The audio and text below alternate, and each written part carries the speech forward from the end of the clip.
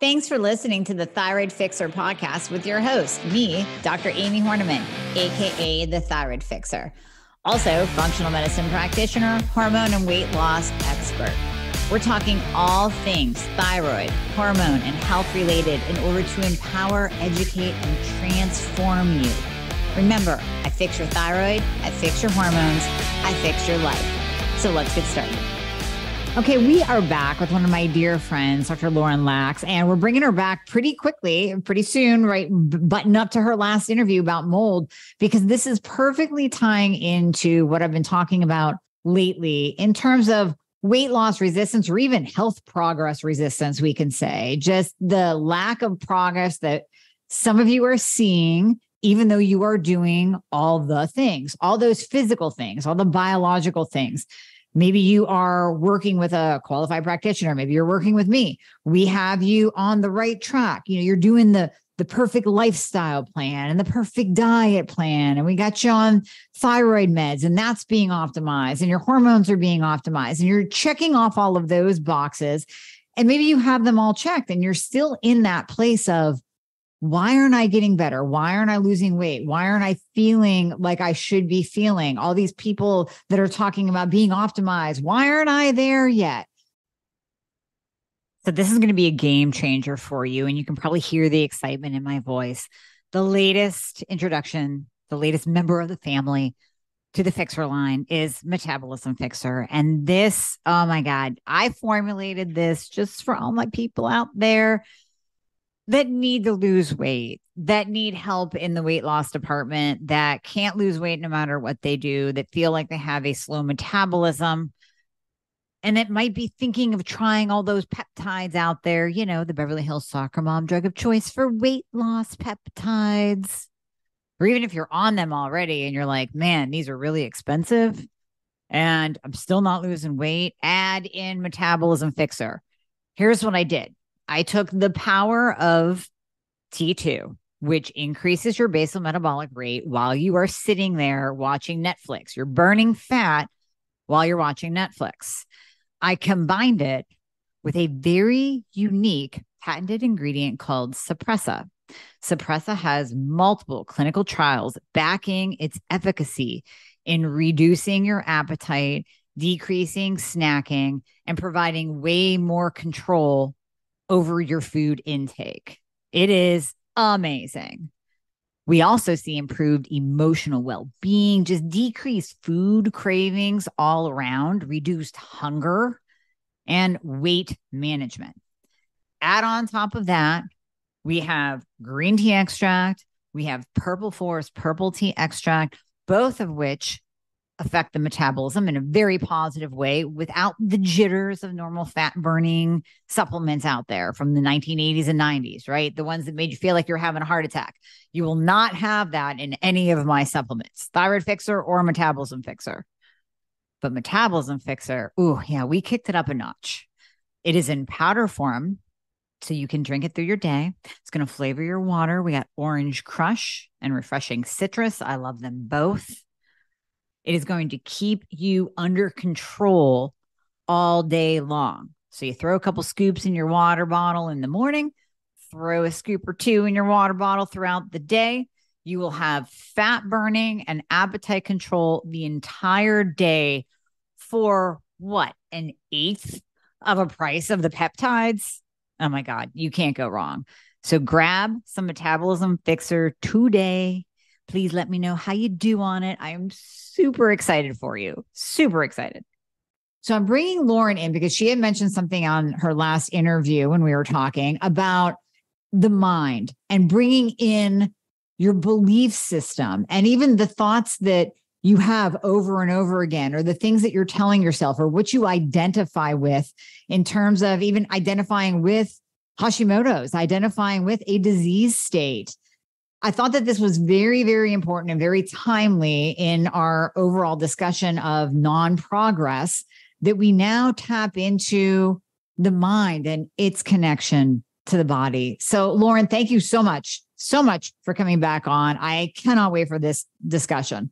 Yeah, same here. And I'm so happy you're addressing this because I think this is like the elephant in the room or just like the big missing piece of the puzzle, especially in our functional medicine space, because like we are doing all the things. A lot of times our patients are coming to us doing all the things and like it's not a secret of like what to do to be healthy physically. But yeah, the mind piece can feel a little bit like abstract, I think. And so I'm really excited to dive into this with you.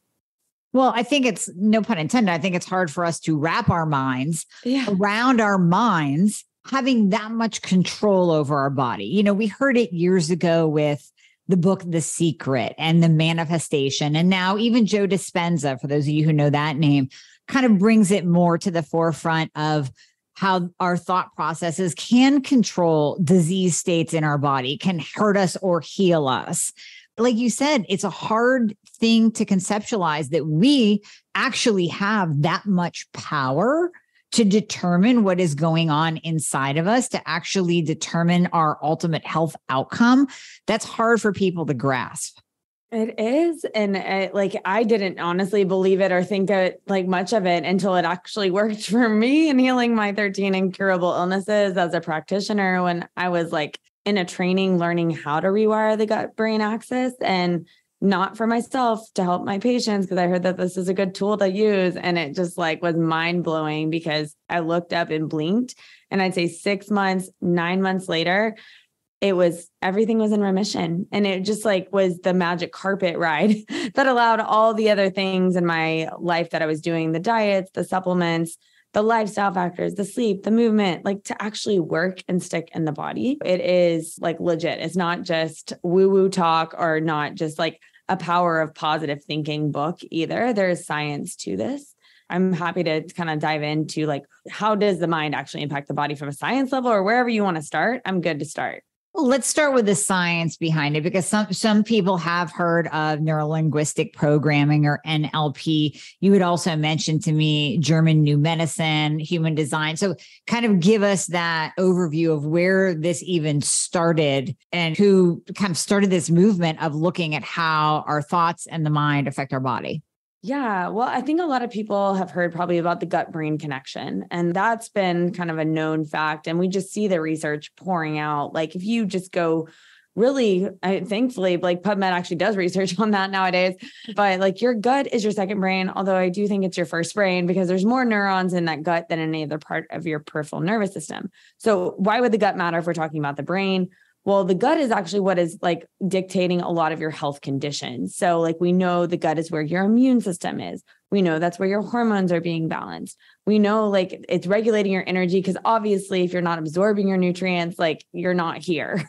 So there's a lot of like health holistically like just happening in your body. So anytime that me and you are working with someone that has some sort of condition going on, we know there's something awry in the gut. And then we would say upstream the brain because there's signals constantly going in.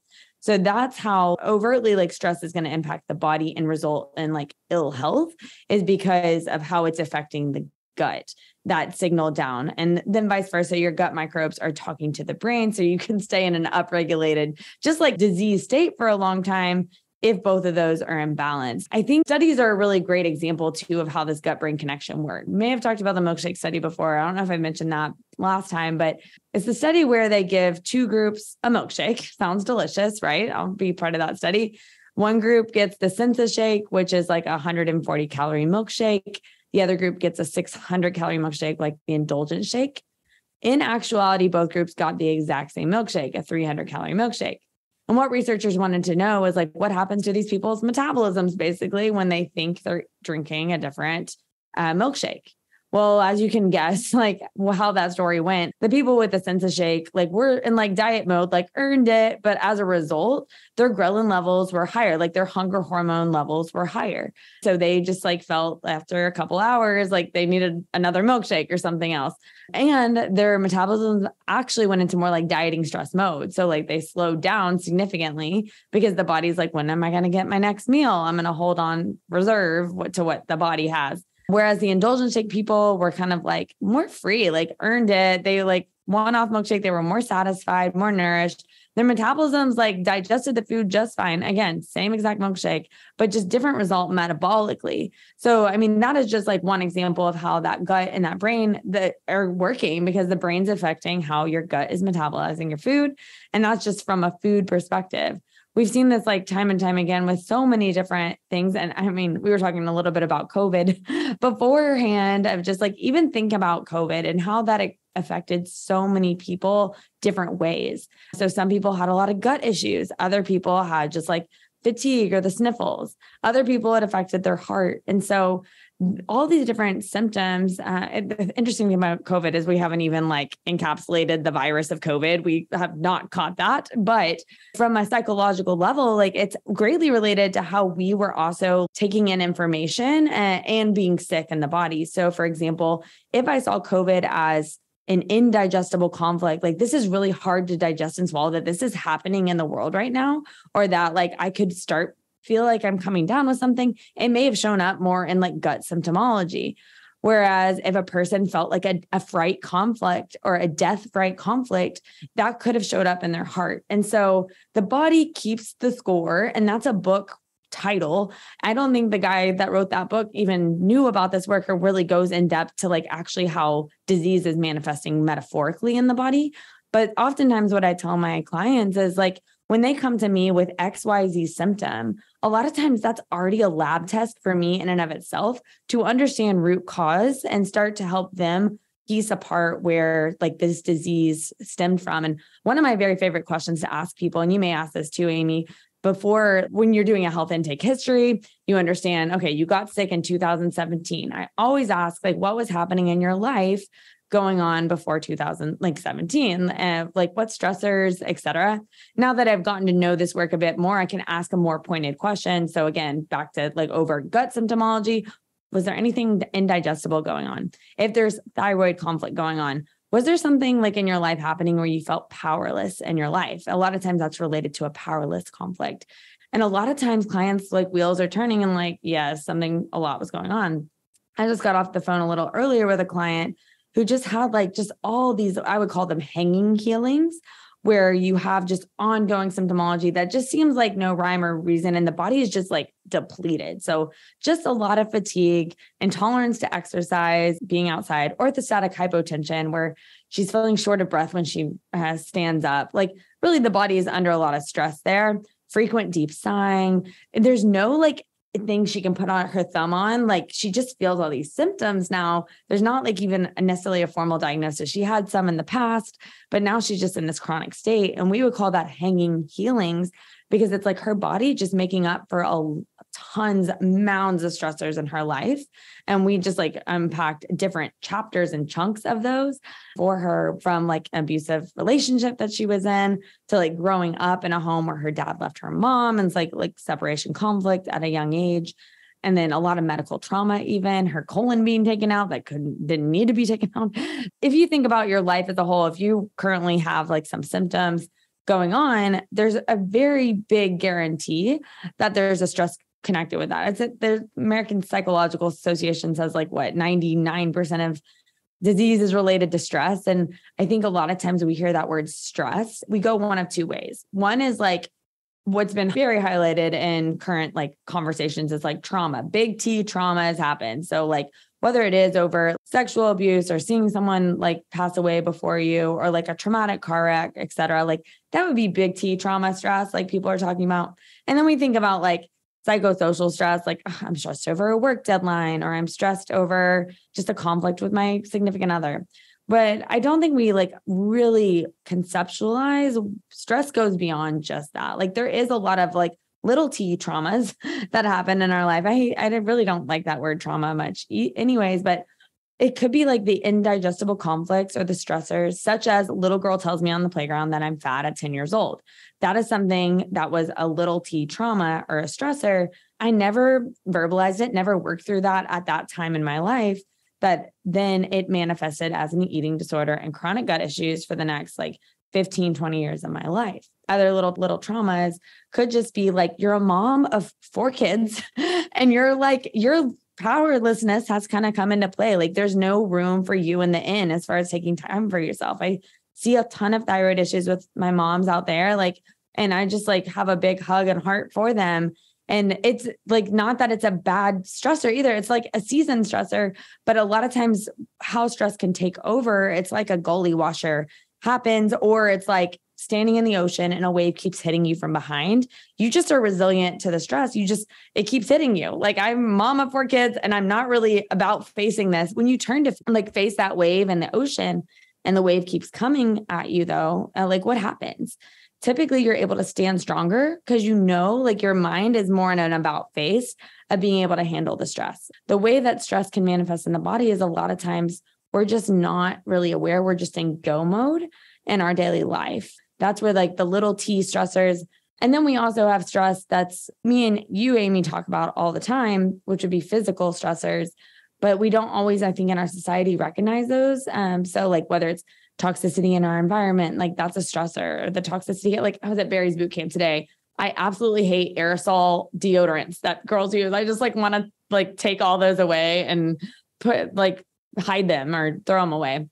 And that would be an example of toxins, or the foods that we're eating or not eating. I see a ton of under eating happening. And just like, because a lot of times individuals come to us and they're maybe on 5 foods or 10 foods, and they're so stressed about what to eat.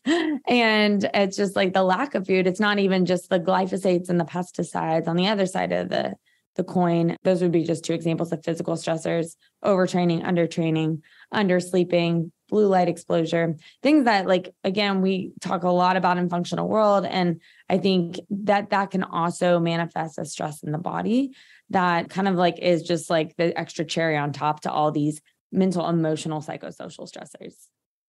Totally. Oh my God. There's so much to unpack there. Where do I want to start? Where do I want to start? Okay. Very interesting that you have tied and that we can tie this in those emotions, like you said, about feeling powerless, not finding your voice, right? Here we go back to the throat and the thyroid. Just feeling like you said, something is undigestible. And when you're saying that, I'm even thinking a piece of news that you heard from a loved one, or you lost your job, or your parents are sick now. And you go, how do I deal? How am I going to deal with this? And that alone is something that you can't digest. You can't wrap your mind around it. You can't even do anything with it right now. It's just too much. And that alone can start to wreak havoc in the body. I'll talk a lot about stress, and I have given the story. I said it in the last podcast about one of my patients that we got her optimized. I mean, she was right there. Health was rolling. She lost 40, 50 pounds. Awesome. She was a CPA, went through tax season with her own business, and her health basically reverted backwards. It reverted pretty much all the way back to the beginning because of stress. Nothing else changed. Her meds didn't change. Her hormones didn't change. Her workouts didn't change. Her eating didn't change. What changed? That amount of stress in her life that just tipped the scales to the point where she sold her business, because she came to the realization that this is exactly what's doing this to me, and it is not worth it. The health and the life that I experienced prior to this time of stress was so beautiful and so perfect. I'm not going to let even my own business take away from that life. And sometimes it really is diving into the stressors in your life and what you're dealing with. But I find it very interesting that those little things, those little thoughts, and I like you said, Lauryn, I don't want to call them little. It's a big impact when you're called fat on the playground. It's a big impact when you're bullied at school. Those have huge lasting impacts, but we don't think about that now in our 30s, 40s, 50s, 60s. We're not going, okay, I can't lose weight. What was it that I dealt with at the age of 10 on the playground? Like, we don't do that. Right. It's not commonplace or thought to do that. And the interesting thing too is like, okay, that was the catalyst stressor for a lot of my health issues. The interesting thing about the brain is it does not distinguish the difference in running from a bear versus I'm 10 grams of carb over my limit versus I'm underslept.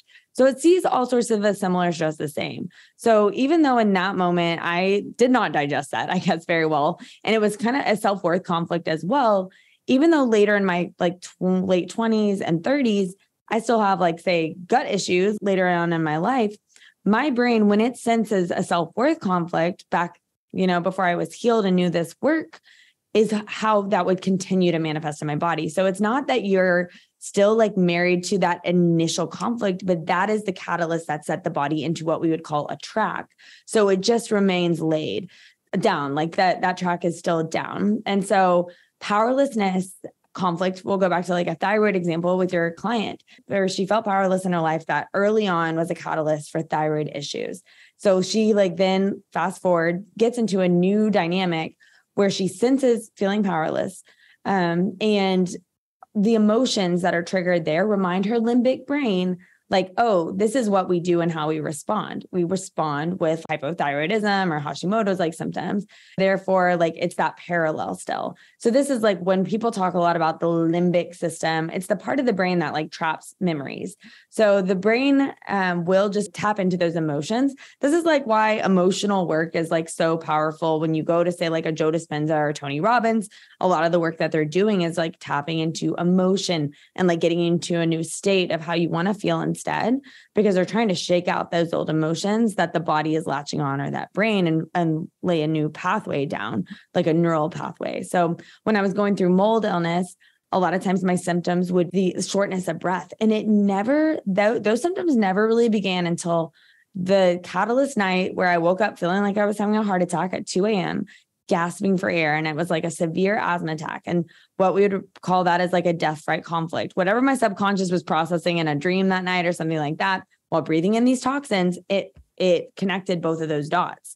Futuristically, like fast forward when I would like say be checking out a new space to maybe live. And when you've been through mold, it's a very touchy subject. You can't just a lot of times just move into a house because you're just so paralyzed by everything that you just went through and lost. So I would get those symptoms really quickly, the shortness of breath, even before stepping into a new home, being like, oh, my mold symptoms are back. Or like now when my nose senses mold, a lot of times I was at Target the other day, mold is radiating off that Target here in Austin, East Austin, Mueller. If anyone lives here in Austin, don't go in there.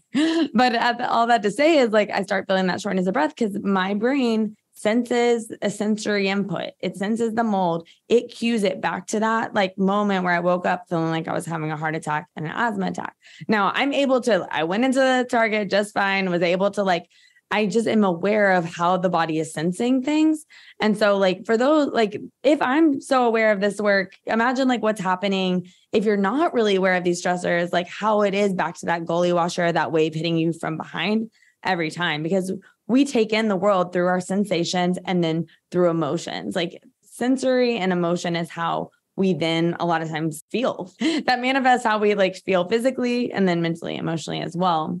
And so that's just kind of an example of how, like, again, conflict, it doesn't have to be me thinking about being 10 years old, still on a playground when I'm like 28 years old and still struggling with gut issues. But maybe I looked at Instagram today and I felt like I'm not good enough. Like that self-worth conflict came up. And then therefore I woke up the other night. I'm 35, by the way, now, not 28. So I feel like I'm 25, but I woke up the other night feeling constipated in the middle of the night. And I have not felt that in a while.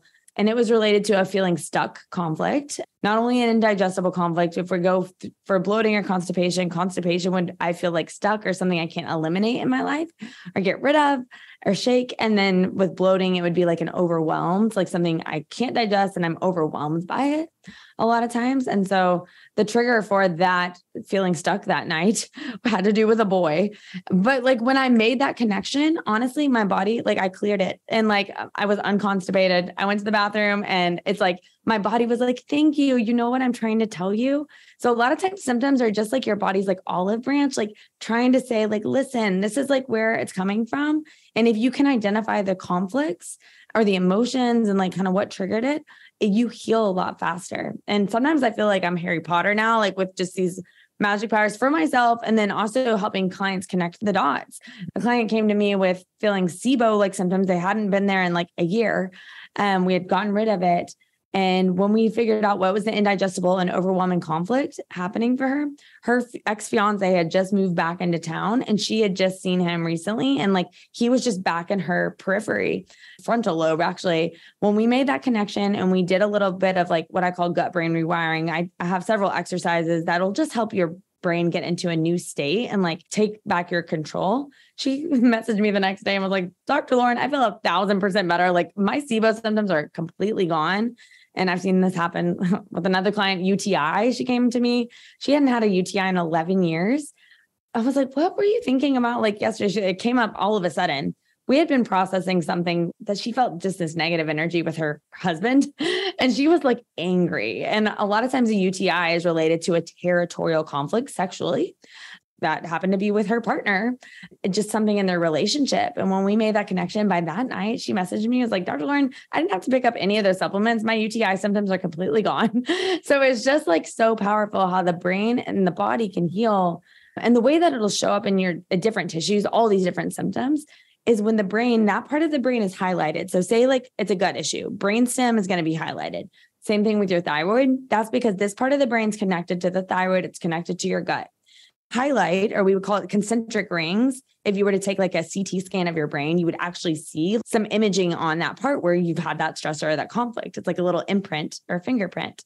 That's what's sending the inflammation to that certain tissue.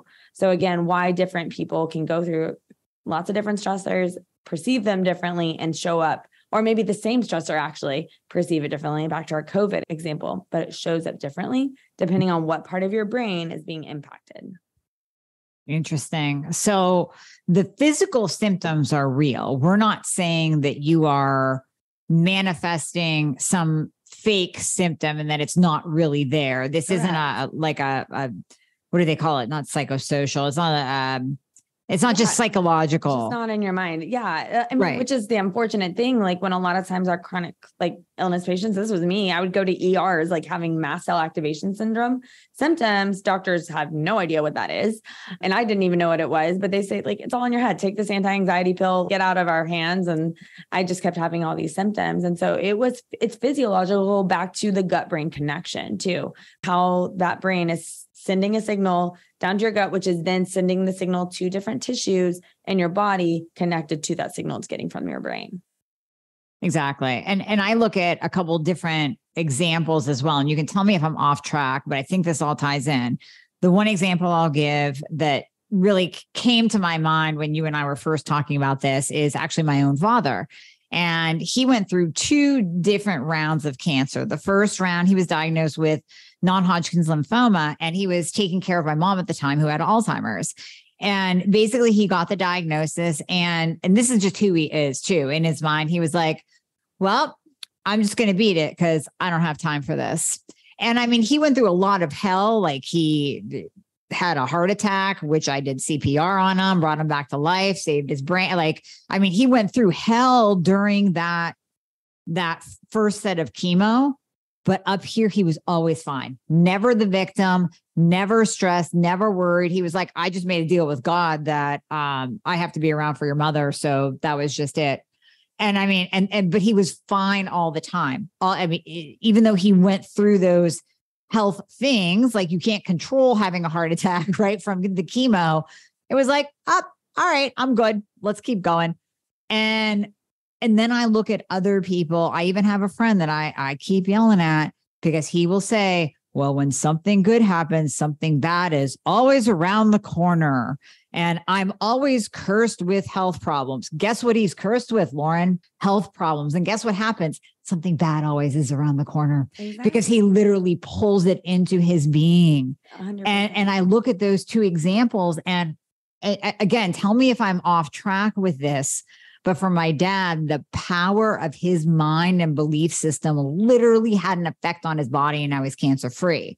Oh, yeah. My other friend who continually speaks negative and believes nothing but negative continues to get sick. I mean, from shingles to issues with his vision. I mean, I'm sure you could go down a rabbit hole with those, you know what I mean? Like where those stem from, right? Exactly. Yeah, no, that's like 100% how a lot of times, like then once you recognize like the stressor or like why placebo works, like like sometimes you don't even have to do the deep root work to understand like where it's coming from. If you make that about face and you just decide like, okay, I understand this is like the diagnosis you're giving me. I don't accept that diagnosis. And this is what I believe. And we're also focusing on what you do want versus what you don't want, because the thing about the brain and how it works is it does not take no. And that sounds like an oxymoron, but like really for an answer. So I was just talking to another client today and she's like,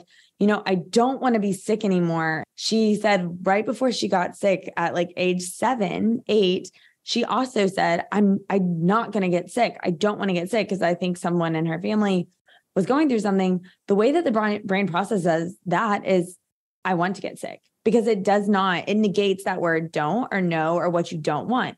This is also like the woman that you may know that like is trying to lose 10 to 20 pounds. And no matter how hard she tries, she can't lose it.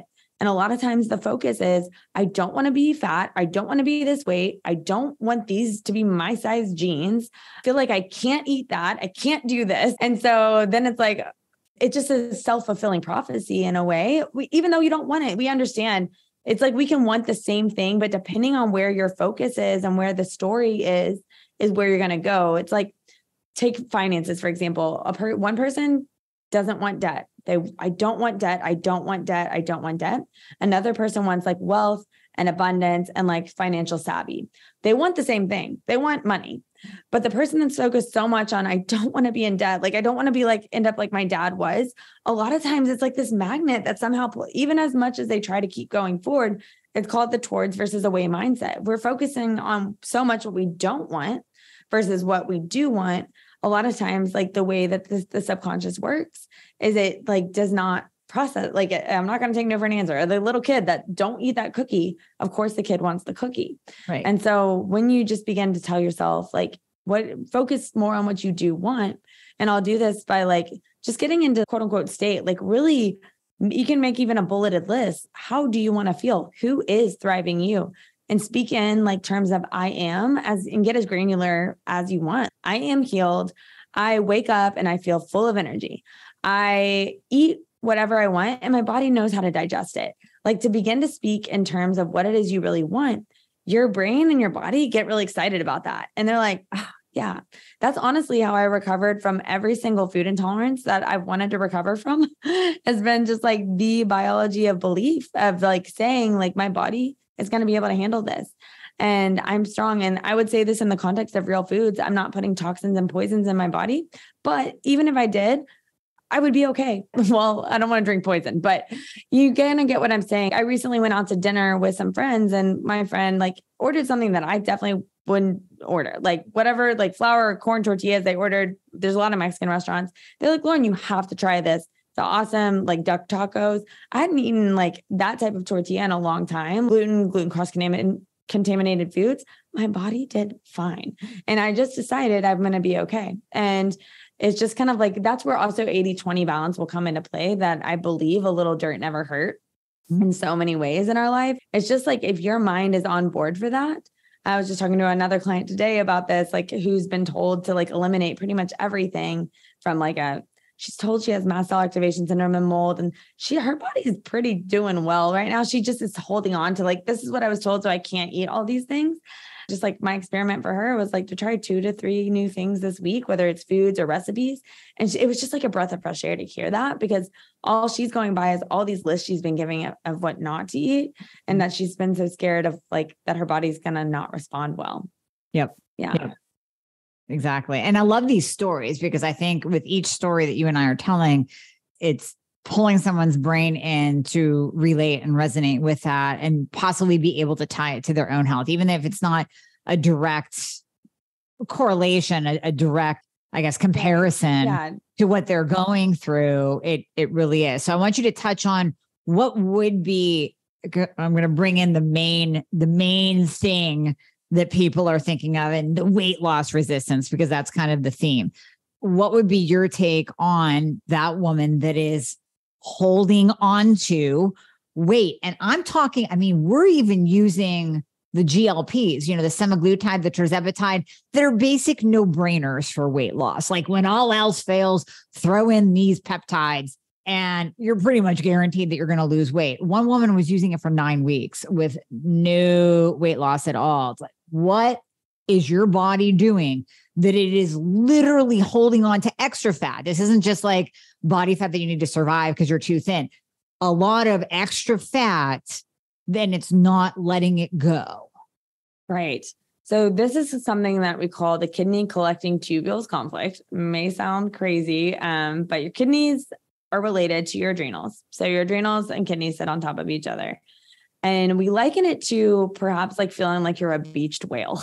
So like there's something that like if a whale is on the beach, like you're feeling like, I mean, they're not in the water, so they're not in their habitat, so they're not able to move about freely. So a lot of times this presentation will happen when a person's perhaps resolved one conflict, they're more in parasympathetic mode, or they're like on the back end of like a stressful time. So maybe something that preceded the weight gain initially, or just like over time has been a stressor. It may be something they're like far removed from, but at the same time, like while they're kind of like over that, a lot of times going on at play is something we call an active conflict or sympathetic state still. So like the body is still in a fight or flight mode in other ways. So maybe if a person has the initial onset of weight gain was like binge related or something eating disorder related or something funky relationship with food early on in your life, you're like, I'm over that. But then you're still in a sympathetic state. Like I'm in a job that I really kind of hate, or I am feeling just overwhelmed in this season of life. Maybe, I mean, the focus could just be so much. I'm focused so much on that away mindset of my weight still. And I just don't ever feel good enough. And it's like the subtle things of like, I'm just constantly comparing myself. It's just like this track that is going still of that self-worth conflict that just has not been fully resolved. The other things have been resolved, or you're eating more healthy and like not using food in a like negative way, but there's still this underlying conflict there. And so a lot of times that's where the weight loss resistance is happening, because it's just like something has resolved, but something is still going. It's a track that's still going. You end up just feeling pretty depleted. Now, there's specific stressors that can pave the way also for the kidney collecting tubules conflict. So I can go a little bit deeper into these. We call it the AIR conflict, and it stands for an abandonment conflict, an isolation conflict, a refugee and existence conflict. That can lead to that beached whale feeling, and or this could be allude to one of those sympathetic stressors at play. So an abandonment conflict would be something like where you're left behind, feeling deserted, discarded, banished, undesired.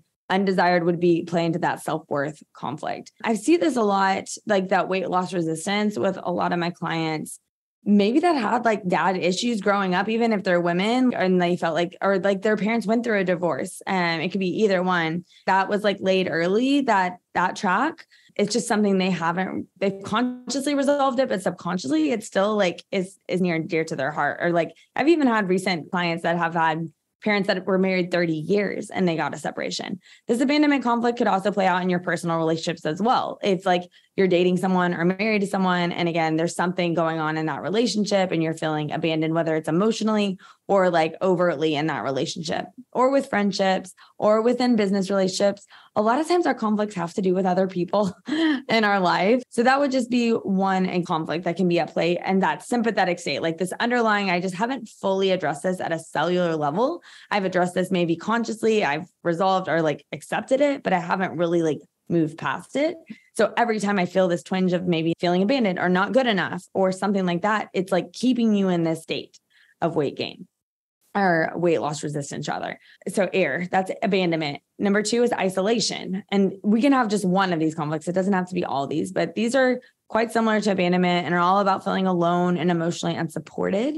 You're on your own, no one to lean on, hold you up, no support, seclusion, i.e. COVID, lockdown, and the entire past, 3 years or 2.5 years. And we saw a lot of weight gain happening from just a gut brain level. The isolation conflict could have been at play or is still at play in some ways as people are kind of tiptoeing back into life, coming back and just trying to figure out like, well, who is my community now? Or feeling isolated, maybe even your belief systems. Like if you had family believing one thing and you were on a different wavelength and you just felt kind of like on your own island. Medical like issues can also be isolating. So it doesn't have to be just like an over, like something circumstantial. Maybe I've been diagnosed with like mold illness. No one else around me understands this, or mast cell activation. I feel really isolated in that. Or it could be like you felt like a black sheep a lot of your life in general. So if you've had like weight loss resistance for a long time in your life, maybe there's that. Number 3 of 4 specific conflicts that could be at play with this kidney collecting tubules conflict, kind of like just like continuing to feed the beast or fuel to the fire, is the refugee conflict. So air, abandonment, isolation, refugee, R. It's all about feeling like we are without roots, without a home, without a nest, out of place, out of familiar surroundings, out of our element. A lot of my clients that travel all the time for work have this at play. Or a lot of times with, back to like mold being an example, if you've had to move a lot, we see mold and weight loss resistance a lot of times happening, as along with thyroid issues, powerless conflict at play. But there's that refugee conflict could be something that's just still underlying, not feeling fully with your, like having roots. And then lastly, number 4 would be the existence conflict. So we had abandonment, isolation, refugee, and then existence. And this is like on purpose. So like if I'm questioning, maybe back to the job, like I'm not doing what I'm passionate about, or I'm in like a lackluster season of my life and I'm not feeling much direction, or I'm looking for direction. I'm looking for my spirituality or just finding the meaning of life. A lot of times too, when people have like a diagnosis too, we can wrap it back to like in a medical context, whether it's a cancer diagnosis or just being diagnosed with something that you, again, hypothyroidism or colitis, something where I just feel it's less purpose now, or like just feeling, man, it just makes me question. I know when I would feel symptomatic a lot of times and being unwell, I would question a lot of times the purpose of it all and just feeling out of control with that. Those are the 4 conflicts that a lot of times are at play. Again, not all of them have to be at play, but with the kidney collecting tubules conflict overtly, that maybe there has been something like that was resolved. So you're more in parasympathetic state or like resolution from the initial like onset of whatever caused the weight gain, but the resistance happens with these air conflicts at play. It goes very deep. And the reason why we call it kidney collecting tubules conflict, not only does it sit on top of your adrenals, but like the kidneys are responsible for how your body is regulating like its inflammation and its water as well. And so 2 liters of water in our tissue weighs 4.5 pounds. If we're retaining all this weight, even if we don't think it's like water weight, but the body begins to accumulate this weight, there can be a reason why, and that's why it's connected to the kidneys. That is fascinating because, yeah, how many women have we heard that they'll say, listen, I literally gained 4 pounds overnight or over the weekend. And it really can be those 4 extra pounds, but it could be just water weight because of all that you're talking about. Yeah, definitely. It's fascinating. It really is. So you have a whole program. You have the gut brain reset method. Yeah. And we'll put all the links in the show notes. I know you mentioned it the last time when you were on, we were talking about mold, but can you tell people a little bit more about your program and how they can find you if they're finding all this fascinating, which I certainly do. And maybe this is that next step in their progress that they need to make now that if they've done all the things. This could be that next step that really takes them to the next level and allows their body to heal. So can you tell listeners where they can find you and a little bit more about your method? Yeah, definitely. So I'm pretty easy to find in the ethers out there. It's just Dr. Lauryn, and Lauryn spelled with a Y. So DRLAURYN.com. And then that's also my Instagram where I'm most active on social media right now. Stand by for the upcoming podcast and YouTube channel this fall. But yes, I'm with my program, the gut brain reset. I call it total gut brain reset. And I walk people through 3 phases, and both physiologically and mentally, emotionally. And I really lean a lot into this work that I'm describing and really guide people through a process of 3-phase process. It's kickstart, cleanse, and optimize. And a lot of times we hear those words and we may think just physiological, but in kickstart, we're laying a solid foundation for your brain to even be able to do a lot of the deeper digging work. And so we're like giving you the tools and resources you need to be proactive now, because you're usually feeling most symptomatic when you come to me. So I'm laying a solid foundation so you can have that more about phase to that wave during that kickstart phase. The next phase we move into is cleanse. And so that's cleansing out a lot of those like the toxic thoughts, but also those issues in your tissues. Like we go deep and we figure out what were the root causes of your most like top symptoms or the things you haven't been able to shake, as well as like giving you the tools to really clear those out of the body, to cleanse those out. And then number 3 step is optimize. And so it's you.thriving. So it's just very much what is possible now that you are in a place of being in a complete blank slate and clean slate. If you've been like wrestling with your health issues, whether it's for several months or several years, when you have more bandwidth to not have to focus so much on your health anymore, I find there's so much more possible. And this is where I tap into teaching people about the 5 gut types. And these are inspired by human design. And so learning like how it is you are molded and shaped to like really make an impact in this world, what your life path and purpose is, and to really march out there and to have a full, abundant life that you so deserve. Love it. Love it, Lauryn. Love it. Yes. Thank you so much. I mean, this has been fantastic. I really hope it gives people just that next set of information to take their health to the next level, because we all focus on the physical so much and on the numbers and on the meds and on the supplements and on the food and on the exercise, that we don't focus enough up here, and we don't give our minds the credit that they have more control than what you think over your body. So much more. I mean, we could go down, we could do another couple hours on this, right? Yeah. 100%. But no, thank you for coming on, because this has been just phenomenal and so interesting. And I absolutely love it. Yeah. Thank you for having me. I'll piggyback off one thing you just said too. 80% of healing is psychology and mindset. 20% is tactic and strategy. So if you like focus on that, like everything you're doing right now on the physical piece, it's just going to take off. That's a big stat. That's huge. Yeah. Yeah. We'll leave it with that. There's your mic drop. 80%. 80%. So maybe this is something that you want to look into and tackle with your own health.